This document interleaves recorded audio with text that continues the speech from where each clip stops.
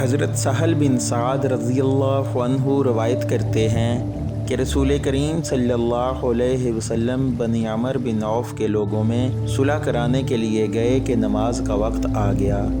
مؤذن حضرت بلال رضی اللہ عنہ نے حضرت ابوبکر رضی اللہ عنہ سے آ کر کہا کہ اگر آپ نماز پڑھائیں گے تو میں تکبیر کہوں؟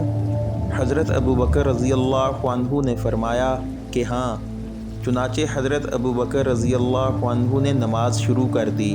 اتنے میں رسول کریم صلی اللہ علیہ وسلم تشریف لائے تو لوگ نماز پڑھنے میں مشغول تھے۔ آپ صلی اللہ علیہ وسلم صفوں سے گزر کر پہلی صف میں پہنچے۔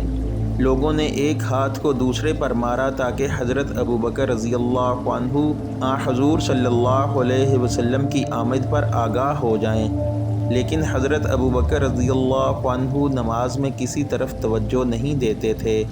جب لوگوں نے متواتر ہاتھ پر ہاتھ مارنا شروع کیا تو حضرت صدیق اکبر رضی اللہ عنہ متوجہ ہوئے اور رسول کریم صلی اللہ علیہ وسلم کو دیکھا۔ آپ صلی اللہ علیہ وسلم نے اشارے سے انہیں اپنی جگہ رہنے کو کہا کہ نماز پڑھائے جاؤ، لیکن انہوں نے اپنے ہاتھ اٹھا کر اللہ کا شکر ادا کیا کہ رسول اللہ صلی اللہ علیہ وسلم نے ان کو امامت کا اعزاز بخشا۔ پھر بھی وہ پیچھے ہٹ گئے اور صف میں شامل ہو گئے، اس لیے نبی کریم صلی اللہ علیہ وسلم نے آگے بڑھ کر نماز پڑھائی۔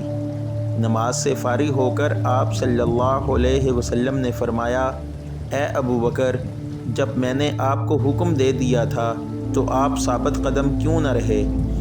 حضرت ابوبکر رضی اللہ عنہ بولے، ابو قحافہ کے بیٹے کی یہ حیثیت نہ تھی کہ رسول کریم صلی اللہ علیہ وسلم کے سامنے نماز پڑھا سکے۔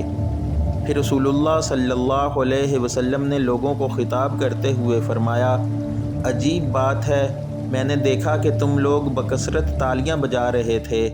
یاد رکھو، اگر نماز میں کوئی بات پیش آ جائے تو سبحان اللہ کہو۔ جب وہ یہ کہے گا تو اس کی طرف توجہ کی جائے گی، اور یہ تالی بجانا عورتوں کا کام ہے۔